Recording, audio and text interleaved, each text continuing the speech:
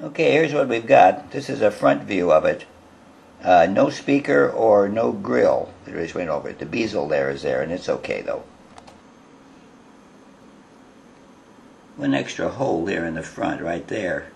The fellow I got it from, who was a local ham back in Deer Lodge, Montana. I got this, by the way, when I was a grade school kid, probably in the late 40s. Thank you, Cat. Local ham guy gave it to me, and he had tried to put in a noise limiter, a circuit on it. It had a switch coming out of there, and I later took that out, which didn't seem to work anyway, and plugged up the hole. Last time I used this was probably 20 years ago. Turned it on, and it did seem to be running. As you'll see under the side in a minute, a lot of upgrades and mods, especially stuff I tried to do back in the 50s. I don't remember it ever being a very good receiver, actually. You know, pretty broad, not terribly sensitive. The crystal filter practically useless, but very interesting antique nonetheless.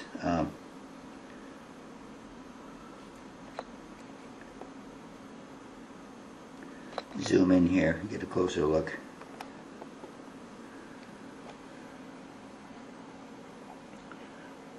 Spotting and staining on the front panel, you can see. Something got on it there.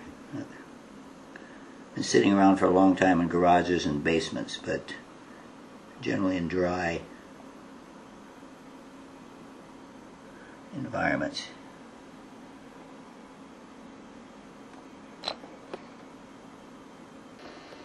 Looking down from the top, most of the tubes in there are original stuff, actually, as I recall. I don't recall replacing very many, if any, over the years.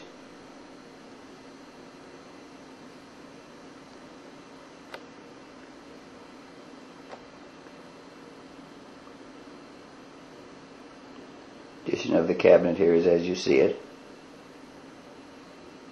Still has the original line cord on it, by the way.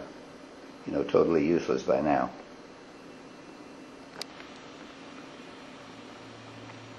Top of the lid.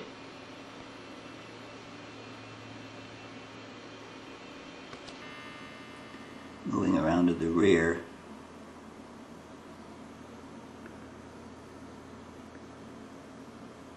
Some paint splotches. I don't remember when those ever got on there.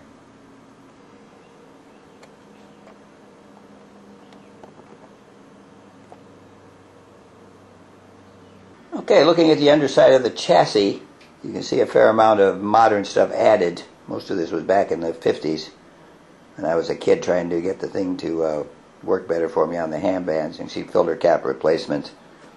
There's one of those black beauties we like to get out of our Collins 75A stuff. Other newer stuff in there. Moving across, original resistors. There's original bias cell still in there, long dead of course. Some original stuff. There's an original capacitor, the original papers. Can't imagine that's still any good. Here again is a mixture of modern and old stuff. There's an old original. There's the phasing cap for the filter, the crystal filter.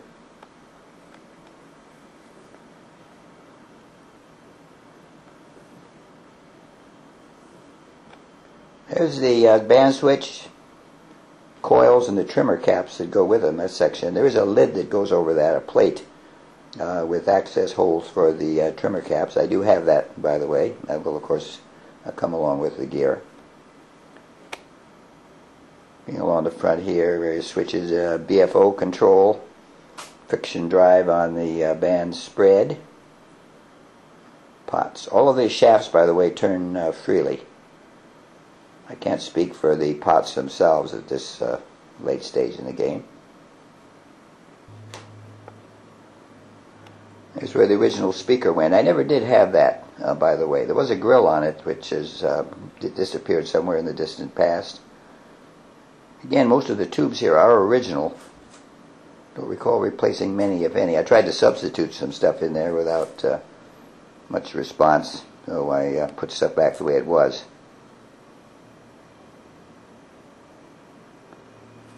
Cross.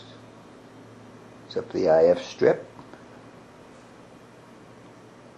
There's main tuning cap, band spread cap. There's part of that pulley system that we exchanged information on earlier. And of course, pilot lights goes out through that little fixture on the front. And there's a pilot light that's shown through the band spread dial. Pretty much mostly original wiring in here, by the way, too. Let's see what else we got. Little, dusty and dirty. They've been sitting around for a long time. There's the original crystal that was used in the crystal filter. Pretty much a useless filter, as I recall, but there it is. There was a little cap went over that too, of course, which is long gone, but there's the crystal. And I would pack that separately, of course, so it didn't get lost. Okay, what do you think?